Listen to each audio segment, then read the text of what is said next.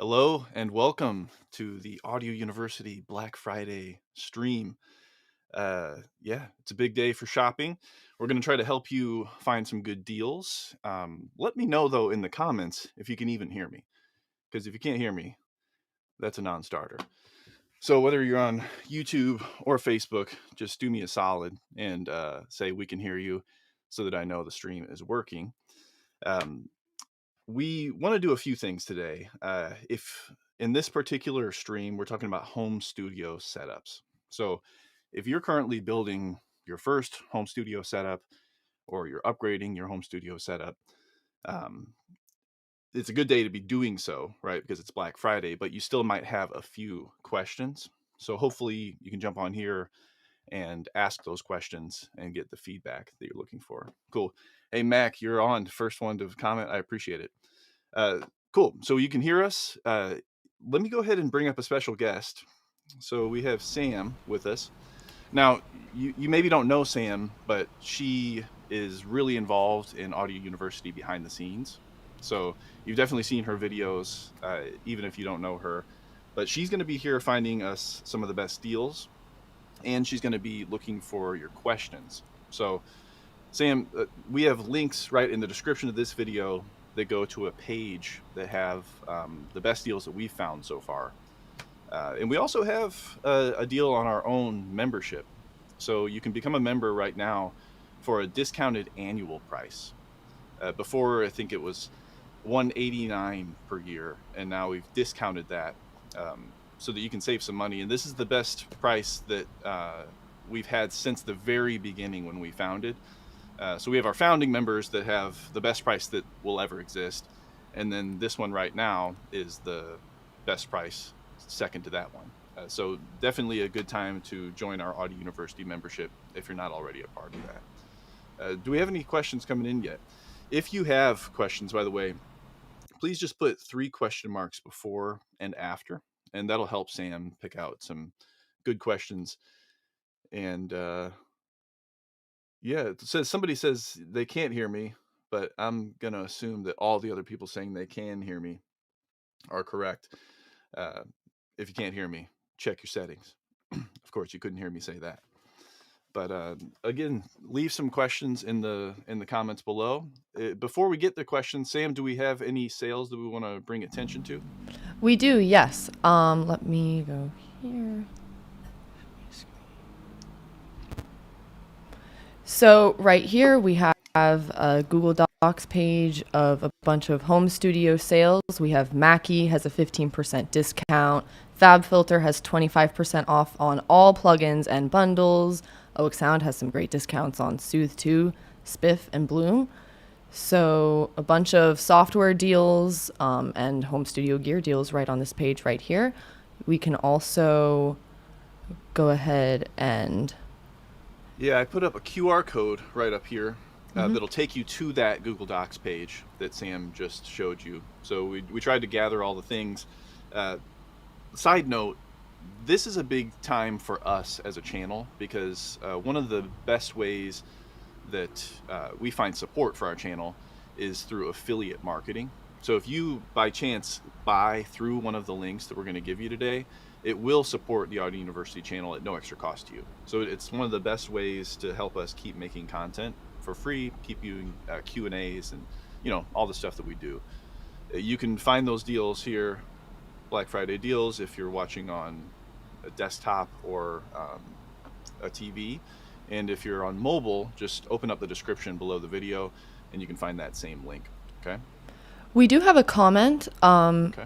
I believe, asking about the best audio interface for drummers with 8+ XLR inputs. Yeah, that's a good question.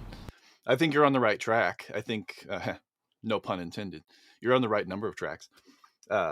When you're recording drums, you're probably going to have several microphones. So getting a 2-channel interface that would allow you to record 2 things at once, maybe just a stereo recording of the drums. But as this viewer here understands already, you want something that has at least probably 4, even better with at least 8 microphone inputs. And for that, there are a few options. Let me open up sweetwater.com and I'm going to go to audio interface. So my personal recommendation on this is the one that I have. It's currently not in my rack. It's downstairs in my basement, being used to record drums, actually. It's the Focusrite Scarlett 18i20. But I'll just open up USB audio interfaces. At this channel count, you can probably get away very easily with USB 2.0, but there will be USB 3.0 Thunderbolt interfaces available. I've got a video on how much of a difference that makes. And at this channel count, it doesn't make that big of a difference, especially if you get a pretty good interface. But then we'll go ahead and continue focusing in on what we want. So we want at least 8 preamps. And that's going to bring up a few options, like I said. You've got the Behringer, which is probably going to be the cheapest option that you can find with this number of microphone preamps. And then as you move up from that, I'd say the next one in line would probably be that 18i20 that's not showing up here for some reason. But you've also got the Audient Evo 16. That's nice. And then if you wanted to take the preamp quality up a little bit, the Claret line from Focusrite is a good option. You spend a lot of money doing that, though, and I don't want to misguide you into thinking that the Focusrite Scarlett preamps are not more than good enough to make professional recordings. Okay, you can totally do that. So I'd say look at the Audient Evo 16 or the Focusrite Scarlett 18i20. Uh, the reason I would choose those over the others, especially for a drummer, is that they both have this ability to set the preamps automatically. So for me as a guitarist, for example, it's kind of a pain for me to play my guitar and try to set the preamp gain. It is even more of a pain to do that with drums because you've got 8 microphones. But on this one and on the Audient Evo 16, you can click this auto button right there, and it'll allow you to arm all 8 tracks or all 8 inputs if you want, and then you just play your drum kit and it'll set it so that the peaks are at about -12 to -18 dB full scale. So then you can play your drums and you can record yourself solo. So that would be my recommendation. Sharing your screen, Kyle, we have another question. How much is the quality difference between Claret Plus versus the Apollo? I'm looking for an interface. Is the 18i20 enough? I think the 18i20 is enough for sure. I don't think that there are very few audio interfaces available today that are not enough in terms of can I make a recording that could be successful and could sound professional. So let me just say that right away. Now there are varying levels of preamp quality. There are kind of varying levels of converter quality, and people get pretty nitpicky with these things. Headphone amp quality is something else. But again, the 18i20 is, let's say, the entry level for this number of preamps in a Focusrite Scarlett line. And then you move up to the Claret, and you do get, like I was saying, perhaps a better headphone amp, perhaps a little bit better converters, better preamps. But how much better is really, really hard to say, to be honest, because all of these things, preamps, they're pretty inexpensive nowadays. And even entry level audio interfaces have really good preamps. Converters, boy, I might catch some flack for saying this, but I don't think there's that big of a difference with converters these days. Okay. You just want to make sure that you get something that's got a current driver. And that would be something that I would look into, like for example, RME interfaces, they have drivers for the interfaces they released. Some of them are in like 2001 or something, and they still update those drivers. Whereas you probably will be hard pressed to find a really updated driver for like a first gen audio interface in the Scarlett line or something like that. So I know that's not the answer you were looking for, but what I would say is base it on your budget. If those really nuanced things like better preamps, better headphone amp, better converters are appealing to you, then it's probably worth it. But again, it's not going to be a make or break sort of thing. And then I would also say look into the software behind it. So some interfaces will have a really powerful virtual routing software, which could be helpful with an interface with so many inputs and outputs. Some interfaces don't really have that much control. Some interfaces have loopback, some don't. I've got a video on what makes an interface worth $1,000. So if you want to check out that video, that could maybe help you understand the things to look for. But the short answer to your question is I do think that the 18i20 is enough. Okay. I've made lots of recordings with my 18i20 and I'm happy with it. I think there's a lot of hype around you need better converters, better preamps, but in reality, most of the stuff on the market these days is really, really good. Cool. Another question we have is any great budget Nearfield small monitors on discount? I know Mackie is having a 15% off deal. Oh yeah, you want to show that one? Yes, absolutely. Go back here. So 15% on select Mackie loudspeakers and mixers. These are mixers right here, but so those are, we're looking for Nearfield monitors. We also have Sweetwater has a lot of great deals on Nearfield monitors, such as the Yamaha HS5 powered studio monitors, $50 off. The JBL 305P Mark II 5-inch powered studio monitors, $50 off again. $99 off the Yamaha HS8s. I know those are pretty popular. So $50 off the Atom Audio T7V 7-inch powered studio monitors. I know those are pretty popular too. So there's definitely some good deals on Nearfield studio monitors. Yeah, here I am on the Sweetwater page, and just like Sam said, the Yamahas are on sale. I've got these Atom T7Vs. Uh, I use the A7Vs, which are considerably more expensive and better, but I have these, and I think they're a good option in that price range. $50 off, no less. You can get the sub over here with the A7Vs, but again, you're spending a little bit extra, to get nicer studio monitors. I started with these 308Ps. These are the fives, but those were a good option. So I think it depends on your budget, but Atom, Yamaha, JBL, these are brands that I have used a lot. Kali is also another one. So there are a lot of options. It kind of depends on your price range. Do you have a price range in mind? Maybe leave a comment there. We can help you further. But if you are in this sort of entry level, I would probably look at those Atoms. Um, Either that or pick up a pair of Yamahas with the intention being that like these Yamahas are often used as a secondary pair of monitors so that you can kind of start with them as your primaries, get to know them, and then when you upgrade, they'll still have a purpose for you, right? To kind of check what does it sound like on the HS7, for example. What do you think about that, Sam? Does that sound like good advice?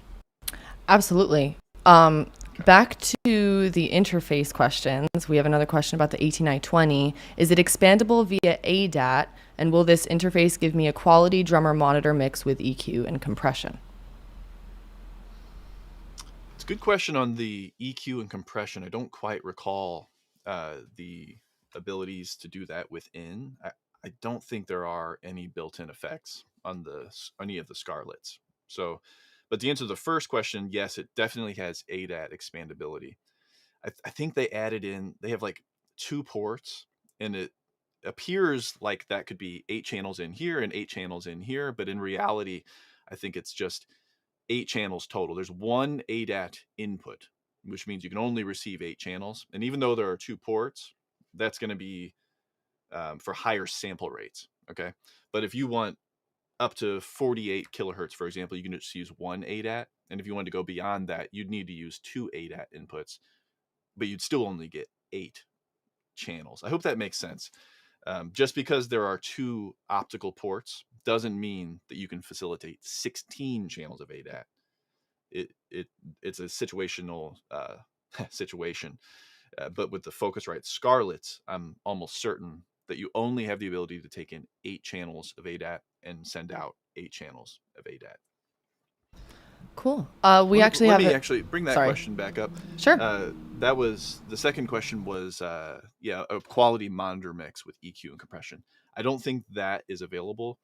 What you could potentially do is do that in a DAW if you have a computer that's powerful enough to set the buffer size low enough.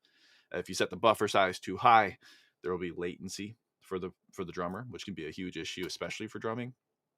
If you are able to set it low, you could probably run some simple EQ and compression in your DAW session and actually run the signal through the session and then back out to the drummer. Otherwise, you may want to look into something like the Apollo that has really low latency with EQ and compression for a Q mix, or something like an RME or an Antelope or any of these other higher end brands that do have that internal processing. I just wanted to get that out, Sam, because that is a No, good feature to look out for. absolutely. We have an answer to the budget question regarding the Nearfield monitors. So the person's budget is from 200 euros to 300 euros. So they've used the Yamahas quite a bit, and they want to try something new. Okay. I was going to say, if you've used them quite a bit, maybe you know how they sound, and that could be a good option for you. Because at the end of the day, especially when you're dealing in this price range, what's most important is that you know how they sound. Okay. But personally, if you want to get away from the Yamahas, I might recommend the Adams. That'd probably be my recommendation. Where are they? The T7Vs.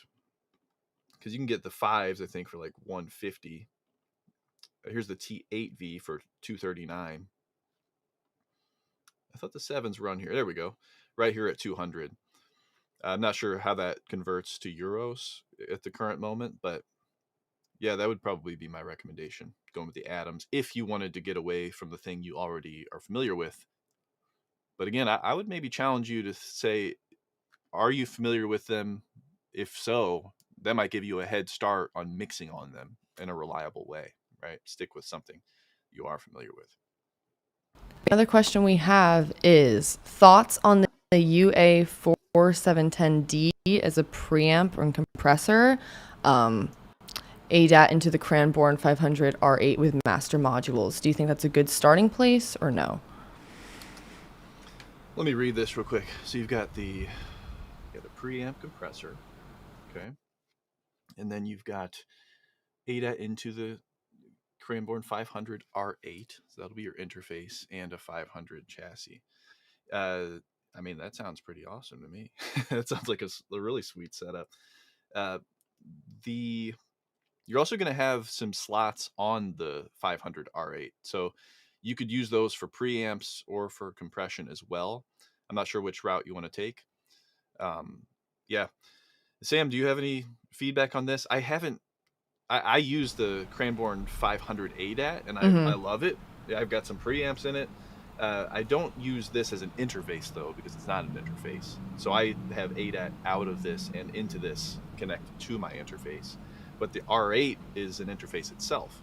So I think it's a good option. And I then agree. of course, like any preamps you're going to put into that would expand the number of preamps you have. But if you're going with this UA preamp, like, man, that's I nice. agree. So you really truly can't go wrong with that setup.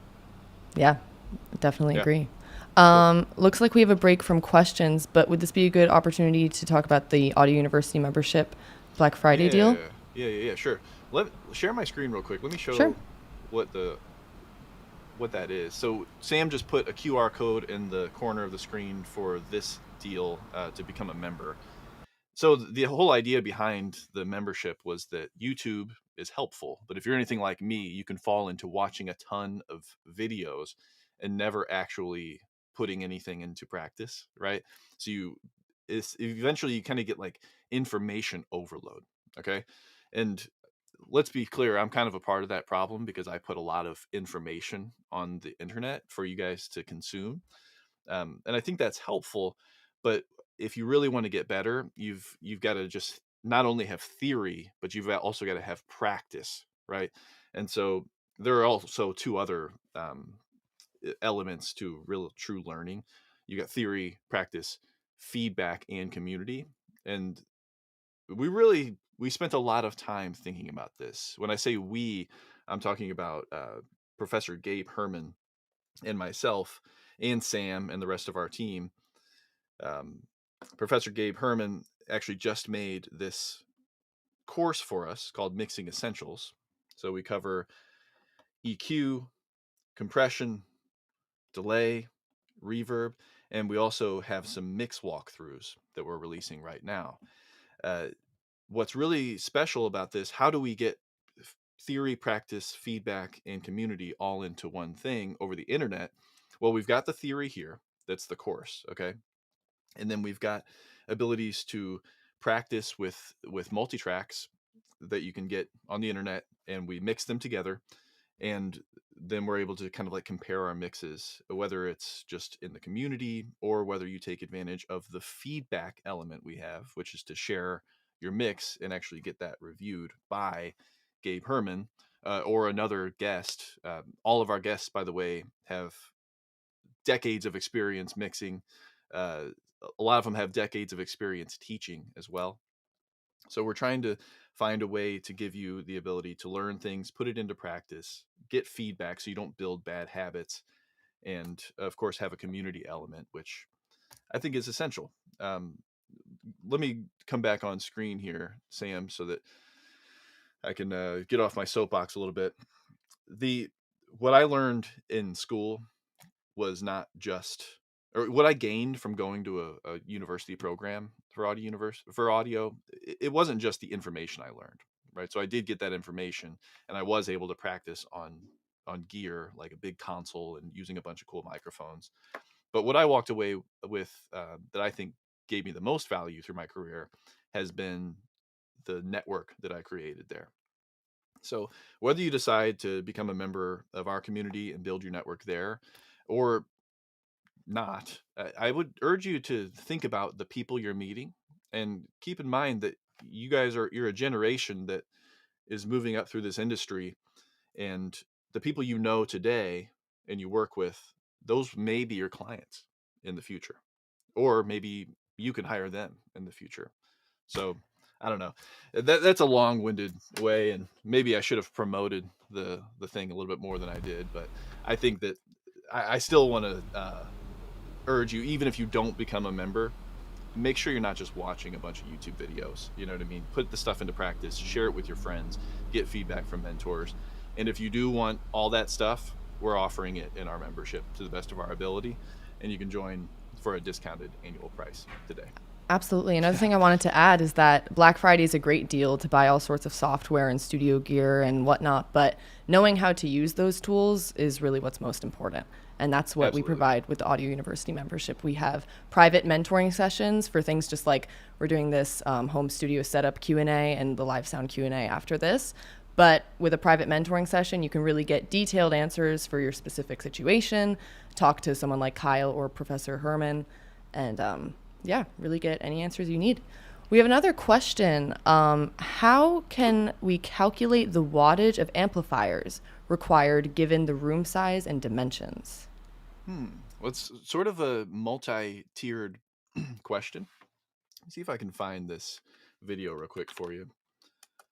Um, well, I'm not going to try to find it here on the air, but what I would urge you to do is search Audio University choosing speakers. I think that's what I would recommend, because what you want to do is you want to figure out how loud do I need it to be at a given distance, like basically where the first or last person is in the audience. And then you need to figure out, okay, if it needs to be that loud there, then how loud does the speaker need to be, knowing that sound will drop by 6 dB every doubling of distance.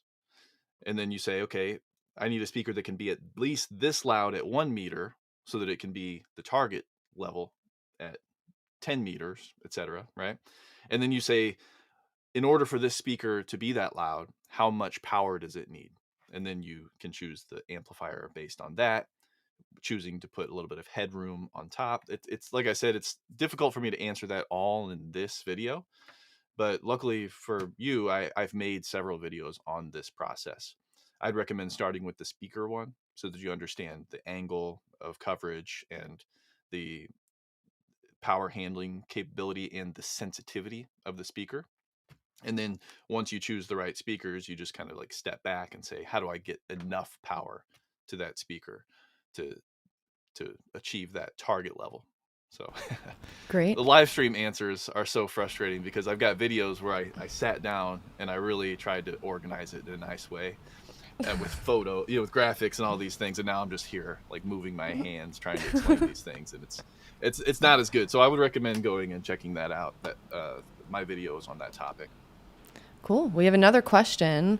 What would be better to buy first, a mic tube amp or a compressor? Any budget suggestions? I'm looking at Art Pro MPA2 and VLA2. Okay. So what would be better to buy first? A mic tube. I'm assuming you mean like a tube preamp. Seems like that's what. Yeah. Yeah, tube preamp. Or a compressor. Well, if you don't have a preamp yet, you definitely need the preamp first. I'm going to assume you have an audio interface that has a preamp built into it, that's not a tube preamp. So you've got the mic, and you can connect that to the preamp on your interface, and you can make recordings. And then you step back and you say, I want to make this recording sound different. And it depends on which way you want to make it sound different. If you want help adding in some harmonic distortion and getting a little bit of flavor, both a compressor and a tube amp can help you accomplish that. A compressor has the added benefit of allowing you to shape the envelope or the dynamics of the thing you're recording. So it's kind of tough not knowing what you want to do and why you want to do it. And I would just encourage you, if for me, I'm like, it's Black Friday. Open up Amazon. I did need that. Oh wow, I did need that, right? In reality, I just kind of want to buy some stuff. So what I'd urge you to do is say, why do I want to change this? If it's to create a smoother vocal performance before you hit the preamp, then well, that wouldn't work. Actually, that's an important thing to mention. So you can always record your voice and then use a compressor plugin, right? And get similar outcomes to an analog compressor. The reason people use analog compressors is sometimes they want to record things and then send it back out through the compressor to get some flavor that is most easily achieved with analog gear. But another reason why people often use analog compressors is because then they can actually send the mic to a preamp that's analog, of course, and then send that out to a compressor, and then send that out to be converted to digital. Okay. But if you connect a mic directly to a compressor, that's not going to work, right? You actually have to have an external preamp to make that signal flow work. So that's something to consider if you were going to try to use the compressor to do processing before the signal is converted to digital by your audio interface. You're going to need a preamp that's external from the audio interface to do that. I hope that makes sense. But really, it depends on your goals. So the tube preamp is going to help add a little bit of flavor. It'll be very subtle though. The compressor can help you add a little bit of subtle flavor or extreme flavor. And it also has the added benefit of just being useful for controlling dynamics and envelope and in the mix. Okay. Cool. I wanted to Hopefully that share. was good. Good answer. Yeah. I wanted to share a deal. The Universal Audio Save the Music Holiday Bundle. This was $1,594 and it's now $49. So this is a pretty crazy deal. What you get in this bundle is the LA 6176 signature channel strip, Pultec passive EQ collection, the Teletronics LA2A collection. This is modeled after the real stuff. Universal Audio is really great at getting accurate sounds of classic gear. So for $49, getting the UAD Ruby 63 top boost amplifier, Opal morphing synthesizer, Verve analog machines, for $49, I mean, really, it couldn't be a better deal. And we have that linked in that Google Doc page. Nice. And this is the VST version, right? So Yes. that's not the version where you need the Apollo interface Yes. or any sort of DSP chip. You can actually just put that natively on your computer. So that is a remarkable deal. Is Crazy that limited deal. supply or something, or are they just letting these things Well, fly? that's the good thing about digital, right? You can Yeah, never run out of it. that's right. Yeah. Nice, Um, a good find. Yeah, another deal I wanted to mention is, so as you can see, I'm using my Shure SM7B, and Shure actually has some pretty good deals going on this Black Friday. If you're looking for a Shure SM7B, which I think is really great to have in your home studio, if you're doing things like live streaming, even Zoom meetings, connecting with a client remotely, just having a professional, good sounding microphone is great. You can also use a Shure SM7B to record things like vocals. People love them for hi hats. So it's a great mic, and Shure just makes really great, affordable microphones for home studios and live sound and all types of applications. So here we have $40 off the SM7B. I know they came out with the SM7DB, which has, I think, a up to Cloud lifter. 28 Yeah. dB of adjustable gain, which is a great feature. $34 off the Beta 58A, $40 off, $50 off. So these are pretty great deals. Hey Sam, are you using a cloud lifter currently with your I'm SM7B? not. I'm Okay, not. So of nice. course I pretty much have the preamp completely cranked because that's the one thing Yeah. about the SM7B. That's why they came out with the SM7DB, because that's one of the complaints is that it's you got to crank up the preamp a bit. But But I'll be honest. I mean, I've heard you talk in person, and you're not like particularly loud or anything. right, You're coming through loud and clear, and you're using currently a Focusrite I Scarlett am 2i2. interface, right? Yeah, So, but you said the preamp is cranked, right? So, it is. if you were recording something quieter, Yep. or if you were further from the mic, it might be something to look into. Yep. Personally, I often do use the cloud lifter when I'm using my SM7B, but not necessarily because it's absolutely required, just because I like to have the ability to turn up the preamp if needed, right? Nice. So, yeah, that's, I don't know. There was a lot of hype for a while. I feel like the SM7B, you need the cloud lifter, but it's like, people were using Right. the SM7 for a long time Yeah, before anything like that definitely. existed. Not to say Definitely. that it's not useful. It's just, I don't know. Test it out. It's about how close you are to the mic and how loud the source is. Cool. Yeah, and we have those deals in that Google Doc page, so definitely find those Yeah, there. yeah. I put that QR code back up here for everybody. Nice. Again, full disclosure. This is one of the best ways for Audio University to keep making content is to use these links that are affiliate links, present them to you, and then when you make a purchase through that link, it supports the channel. We get a commission from the company, whether it's Sweetwater or whoever else. So it's a way for you to help support the channel at no extra cost to you by buying stuff you were probably going to buy anyway. So yeah, Cool. I really appreciate you using those links. In fact, it's anything you buy, right? So if you click the link and then you buy something completely different, it still supports Audio University.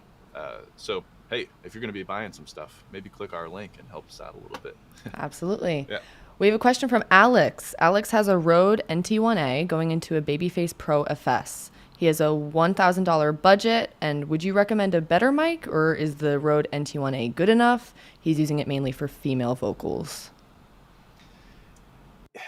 Good enough is a relative term, and it's also when you're choosing a mic for vocals, it's not necessarily just a scale of like good. You know what I mean? There are different characters of mics that can suit different vocals better or not as good, right? I think obviously the Babyface Pro FS, I use this thing all the time. That's a great interface. And I think you're definitely set on interfaces so long as you don't need more channels. Okay. The Rode NT1A, I also have that mic. It seems to be, for me, it's a pretty good. If I were to choose a type of microphone and I could only have one, this might be the type of microphone I'd choose. Maybe not the microphone I'd choose. Obviously, I'd choose something that's really, really expensive if I could only have one. But the reason I say that this microphone is a good place to start is because, well, like I had mentioned, ideally you'd listen to the vocalist and then you'd have five different types of microphone. You'd have a tube mic, you'd have a solid state mic, you'd have a FET mic, you'd have, all these different microphones, and you'd make a decision on what mic to use based on what suits that vocalist the best. Well, the Rode NT1A is a pretty neutral sounding microphone, which means that if you can only have one microphone, it's probably best to start with something that's pretty neutral. That way, you're kind of capturing things as they are, which is just more flexible. Let me know, Sam, if you agree with what I'm saying, because I think getting a specialty mic can sometimes box you in, whereas Yeah, getting a more generally natural sounding mic is a good place to start. But if you get deep into this game, you're probably going to end up acquiring more microphones, definitely. right? It's like Yeah. paintbrushes, right? So like Yep. I'd say the Rode NT1A, um, similar to like, I don't know, on the high end, like a U87 or something like that, is going to be something that you put it in front of something and it sounds kind of transparent in a way, right? Whereas you start getting into some other microphones, they may have a very special use, but may not be quite as flexible as everything else.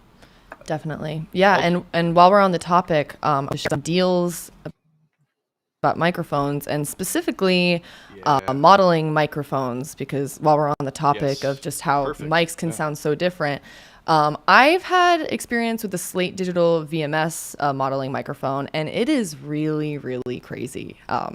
How it works. Basically, you can switch before or after the fact how you want your microphone to sound. And they have things like the U47, Telefunken 251.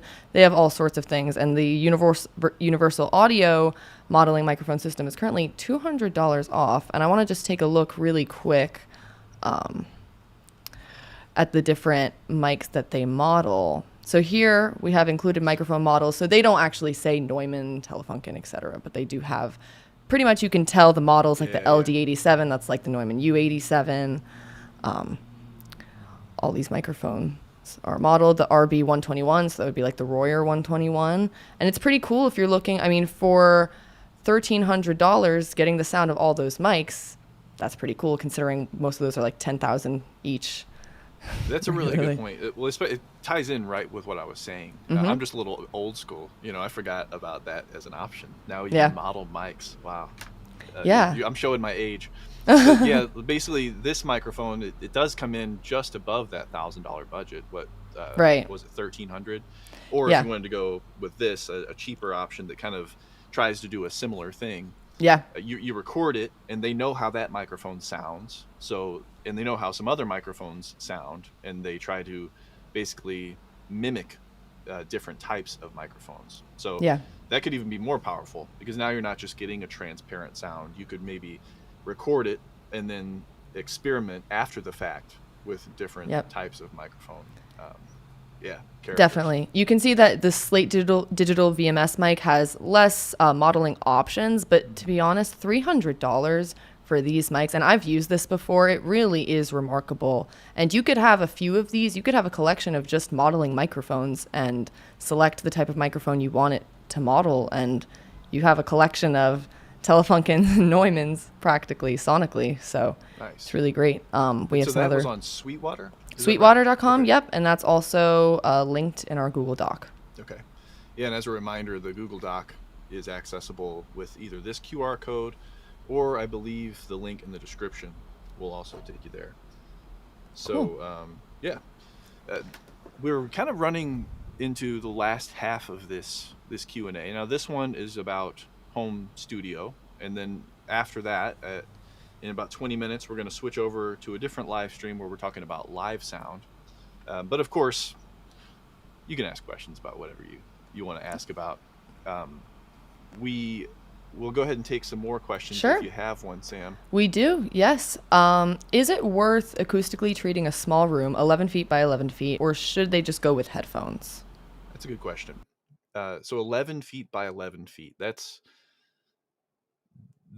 particularly challenging because it's a square, right? So every room will have axial room modes that occur based on the distance between two parallel surfaces. So if you've got 11 feet from front to back, there will be a frequency that's correlated with 11-foot uh, wavelength, kind of, or like a 22-foot wavelength, or, and so on. But the problem is that that same frequency will be the left to right room mode. Okay, so now you've got two parallel. You got four parallel surfaces, and both of them resonate at the same resonant frequency. And so it can be a little bit challenging. But you know what? A lot of bedroom studios are squares, and so it's not something that should stop you from pursuing good mixes. I'm sure a lot of people are making good mixes in square rooms. Okay. The next question would be, well, if that's the case, should I even try to mix with speakers, or should I just use headphones? Well, I think headphones are a good part of your system in any case because they can help you hear things differently than you would on speakers. I've got a full video on that if you do Audio University mixing with headphones. That's one of my favorite videos. You can check that out. And there are a few reasons that you'd want to use headphones in some situations. And there are a few things that headphones can't do, such as you're not going to feel things in your body with haptics. You're not going to have the cross talk or the cross feed that happens where you actually hear the left channel in the right ear and the right channel in the left ear. So there are definitely some advantages to using speakers. I would say that it's always worth acoustically treating a room. I think right now I'm in like a maybe 12 by 14, so almost a square. And treating the room was really important for me, not only for hearing my speakers correctly, but also for doing things like this. Like I've got a microphone pretty far away from me, and it sounds natural, and there's not too much echo or reverb. So, I mean, yes, I would recommend treating your room. It kind of depends on your budget, though. Sam, do you want to bring up the GIK acoustics deal? Absolutely. Really quickly, we were getting some comments about the audio levels. They're saying maybe you could come up with your preamp Oh, really? level a Okay. little bit. Um, Gotta love Unbalanced. the audio university audience. They know to tell you They to turn up your know. preamp. I love Yep. it. Well, they're audio I'm proud. people. Yeah. Okay. Great. Okay. That should be Yes. Let better. me. That was a solid 3 to 4 dB. Cool. Okay. Let me go ahead and share GIK acoustics. You can see this. Up to Yeah. 20% on all orders. This is also linked in that Google Doc, so make sure to find that over there. Yep. Some There you deals. go. So yeah, it's based on how much you spend. Now, like, look at this. So you spend up to 1,000. That wouldn't be that hard to do. You know what I mean? I think in this room, I mean, we've got several $1,000s worth of acoustic treatment. But again, I mean, I pretty much did it, to like a really, really high level.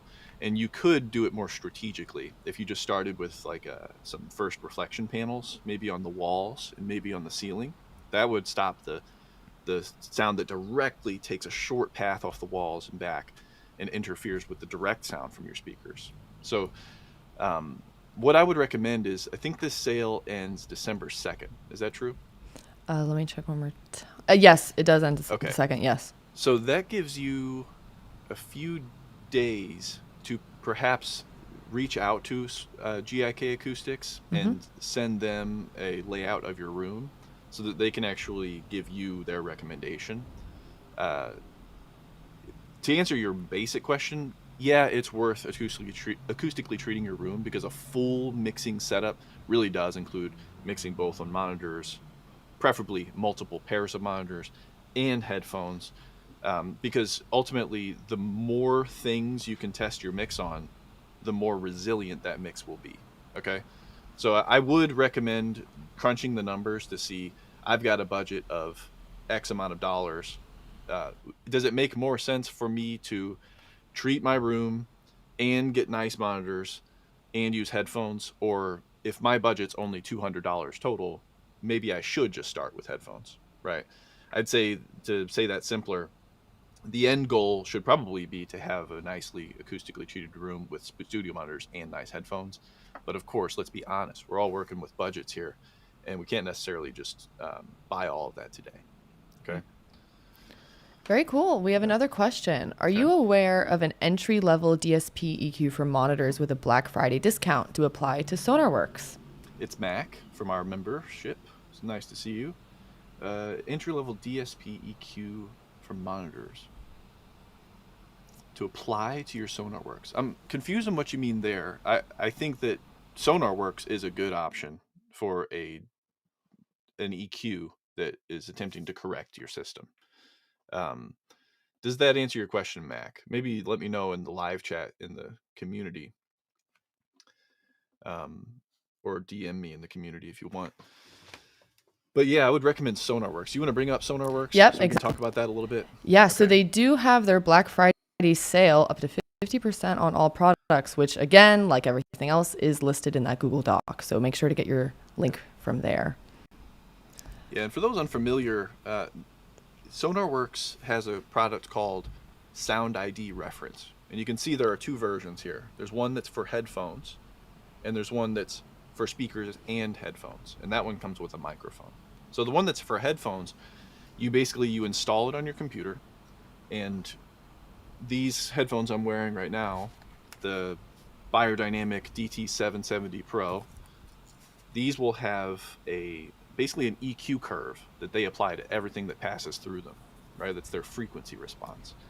And in Sound ID reference, what you would do is you'd go through and you would create a correction profile that would kind of apply the opposite of that EQ curve. So let's say that these headphones have a little bit of a boost in the highs.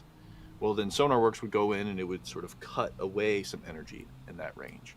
And the idea would be that now you're eliminating the impact of the headphones you're using, and you're hopefully getting exactly the frequency balance that is coming out of your DAW, right? Because when you send your mix off to Spotify or Apple Music, people listening across the world won't necessarily be using the same headphones as you. So it makes a lot of sense for you to mix the song without the impact of the headphones.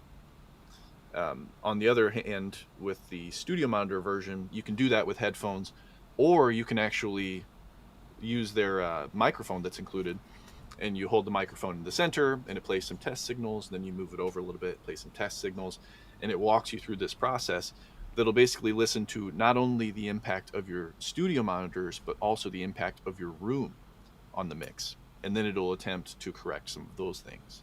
It's not a silver bullet, right? This is best paired with acoustic treatment, but if you can get this for headphones, that'll work right out of the box. And if you want to do it with the speakers, I'd recommend using it, but just know that it's not going to make your system flat. I mean, even tens of thousands of dollars of acoustic treatment plus this wouldn't make your system perfect, because there's a physical world we're dealing with, right? But it is an essential tool to get closer to that ideal. Okay. Cool. Mac, did you hit me up? I don't see you in the. Yeah, there's a Did he? follow-up question, but don't you need RME or some way of hard EQing? Which I believe the answer is no, because I believe Mm, that the EQing happens in the software, right? Or is that's that? true. That's true. Mm-hmm. And actually, I know why you're asking that question. It's because in my video on that, I use the SonarWorks integration with my audio interface, right? So I demonstrated it to try to make it more clear of the signal flow. What I do is I measure it with SonarWorks, and then I take that EQ curve and import it into my audio interface. But you don't have to do that. You could just run SonarWorks as either a plugin, like on your master bus. So everything that comes through your master goes through that while you're monitoring, and you make the mix sound good. And then you disable that and you render your mix, right? So SonarWorks comes with that, Mac. You actually don't have to do it the way I did it. Cool. As he pointed out as well, like Atom monitors also do the same thing. Mm-hmm. So I could have put that EQ curve in my Atom monitors instead. Um, Let me talk about this for a moment, because the reason I didn't do that is because I have two pairs of monitors. So if I put my correction in one monitor, how am I going to correct for my Neumann speakers, right? Instead, what I did was I put them in my interface. I put that EQ curve in my interface on separate outputs. So now I've got correction curve A for my monitor A, and then I've got correction curve B for my Neumann monitors. And that was, I think, the most ideal way for me to do it. Now, you, like I said, you could also use the software that comes with the things, but now you're going to have to go and switch the profiles if you switch speakers. So it's kind of just like a workflow thing. Um, I would recommend. I probably wouldn't choose like an RME interface solely for that reason. unless you have an immersive setup, which that could make some sense. But I chose the Army interface because it has total mix and it has all these routability things that are great for me as a content creator, especially. And it just had the ability to do that, which had some workflow benefits for me. So that's why I chose to do it. But again, a lot of people, you could use literally the headphone output on your laptop and run SonarWorks, and everything that comes out of your laptop passes through that curve before it reaches your headphones. Okay. Or you could use like a Focusrite 2i2 or something like that. Okay. Sorry to mislead you, by the way, Mac. Man, you got me thinking that video. I should have mentioned that. We got another good question. I think this is a pretty common question. What would you recommend for an outboard bus compressor? And before you answer it, I want to share because Sweetwater actually has some, not many, I would say a lot of the deals are on some lower end stuff and like software. I think a lot of like the big expensive outboard gear isn't always like cut much on Black Friday. But for example, there's the solid state Logic 2-bus compressor, $500 off. 20% off this Wes Audio bus compressor. And one thing I wanted to mention is the Bettermaker bus compressor with plug-in control. I know that's a very popular one, $290 price drop. We also have $240 off the Universal Audio API 2500 bus compressor plug-in. So that's not outboard gear, but yeah, if you want to speak a little bit to the bus compressors. Yeah, I think it depends kind of on what what budget you have, right? Obviously, the SSL bus compressor, that's kind of the quintessential bus compressor. Wouldn't you agree, Sam? Like that one Definitely. is definitely the one that a lot of people talk about.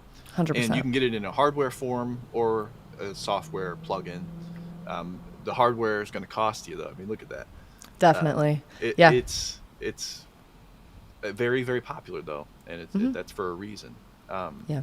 I would urge you, again, I'm not sure, obviously it's just a YouTube comment, so I don't know who you are and how much experience you have, but there's a lot of talk about the way to get a glue in your mix is a bus compressor. Make sure you are able to get a pretty good mix before that, and don't think that my mix sounds awful. Maybe if I buy this thing and put it in between, it'll make everything better. I'm assuming if you're looking at buying this, though, you probably already knew that. Just thought I'd mention it for those out there who are like, ah, man, I don't have $2,500 for this, so I can't mix. No, Right. that's not true. I, we had an SSL a duality at our school that had a bus compressor on it, and that was pretty sweet. But then the software is pretty sweet too. So what's your experience with that, Sam? Have you? Yeah, so here's the thing. I have an SSL Big 6 that actually has a bus compressor, which Nice. I really like. I mean, I think the reason why this is such a popular question, what outboard bus compressor should I have, is because I think people want some step in their signal chain to be analog processing. And I think at the end, once you have your once you have everything ready, once you have your full mix, I think people like to run it through analog just to get that feel, just to get maybe some I don't know, just kind of a different feel. And I think it is true. Again, the plugins are modeled very well these days. They're just getting better and better. So I do think the software is definitely great. And again, I just think people like to have some outboard gear in their studio. They like to run it through, and yeah. Yep. You want to go back to the main page Yeah. that had those other options? Because like I said, that's like the bus compressor. Yeah. But there are some other, like the Wes Audio. I'd assume that is somewhat of a model of that other compressor. Right. And it says that it has digital recall. Yep. Which is nice if you are working on several different mixes. Like if you're a professional and every moment counts, it's a real bummer to have to go like write down knob positions. So the digital Right. recall element could be helpful. And then if you go back again, we saw even some less expensive options. Yep. And so it like everything on this stream so far, it kind of depends on your budget. Yeah, maybe you try doing something with the plug-in versions. See, there's that down on the left. Yeah, the SSL bus compressor 2 plug-in is Yep. $329, right? Yep. That's Big a big difference. difference. Yeah. Definitely. But again, I think it just really depends on your goals. If having the real thing is going to help you achieve your goals, or even help you feel that your mix is complete, then it might be worth it. You know. In Yeah. either case, those are both on sale, so good options for you. Do we have time for one more question? Yeah, sure. Okay, so in your opinion, what percentage of the mixing process should be creative as opposed to objective science? You might be asking the wrong guy here. I've got a channel where I talk about the science all the time because I find it so fascinating. And that's, I mean, more than anything, I love understanding why these things work. So for me, I think it, I think I tend to put too much emphasis on the science, right? Because when I talk to people who have more experience than me, like Gabe Herman in our membership, it often comes it becomes very obvious that I put too much emphasis on the science, right? Because music ultimately is an art and a science, and so that creative element is essential. Sam, do you struggle with that? Do you struggle with putting too much emphasis on the science, or are you the other way around? To be honest, I'm the other way around because I Yeah. really think if it sounds good, it is good. It's Hmm. really about, the majority of the people listening to your mixes, if they go out on radio or Spotify or whatever, they're not audio engineers, right? As audio people, we can get really focused in on what audio engineers are saying and, rules and that. But for the most part, if the music sounds good and if the energy's there, I really think that's the main goal. And like Yeah. I said, people aren't sitting there thinking, oh, 3K is a half a dB too loud. It's really just how it feels and is it getting people dancing, is it getting people crying if it's a sad song, Yeah. just is it bringing the energy, is it serving the song. An analogy that I think is relevant here is like guitar. So if you are able to practice the theoretical side of guitar enough, you can actually sing with the guitar as if it's your own voice, right? You're able to become so familiar with the instrument that all that technical stuff can be forgotten, and you can say, so I've been told, right? Like I'm Yeah. not there yet. I wouldn't know either. No, no. But I've definitely been told that that's the case with guitar. And I think that is also the case with pretty much everything, including audio. So the way I see it is like, why are we called audio engineers? It's because we understand how a system works so well that when the system breaks, we can find the problem very quickly. Or when the system needs to do something, we can find a way to make the system do that thing, right? Right. Um, so for me, it's kind of like just a double-edged sword. They're almost the same thing. Learning how things work it gives you freedom to express yourself creatively with the Right. tool. You know what I mean? Right. And I think it's Yeah. a good thing to mention, which this person mentioned too, I'll put this up, is that sonically it is important, just, is the mix serving the emotional intent and the Mhm. energy of the song. But delivery guidelines are important. So you don't want to be Yeah. sending Good something point. too loud to a mastering engineer or something where Spotify is just going to bring it down and compress for you anyway. So definitely the Yeah. delivery guidelines are important. That's well said. Yeah. Is it serving the intent of the music? Yeah. Cool. Well, like I said, we're gonna jump over now to a different stream on the YouTube channel. You can find it. That one's gonna be focused on live sound. We've got some other Black Friday deals. If you missed it before, we've got a deal for an annual membership to Audio University. So it's not gear, I know, but you're gonna learn to use the gear you've already got and hopefully actually achieve your goals. And then we've also got the link in the description for the Black Friday deals that Sam has put together for us. So check those out. And if you want to join us over there on that other live stream, we will see you soon. Thanks so much